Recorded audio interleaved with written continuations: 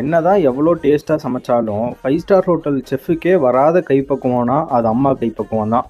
ஒரு 12 வருஷத்துக்கு முன்னாடி வரைக்கும் என்னோட லஞ்ச் பாக்ஸ்க்கு நான் கேட்டு கொண்டு போகிற ஒரே ஒரு சாப்பாடு இந்த புளிசாதம் மட்டும்தான். புளிசாதமும் 2 முட்டையும் வச்சு கட்டி கொடுப்பாங்க. ஒரு முட்டை லஞ்சில் சாப்பிட்றதுக்கு, இன்னொரு முட்டை மிஸ்ஸு கிளாஸ் எடுத்துகிட்டு இருக்கும்போது சன்னமாக டிஃபன் பாக்ஸ் ஓப்பன் பண்ணி ஒரே ஒரு முட்டையை மட்டும் எடுத்து அழகாக நானும் என் ஃப்ரெண்டு உட்காந்து சாப்பிட்ருப்போம்.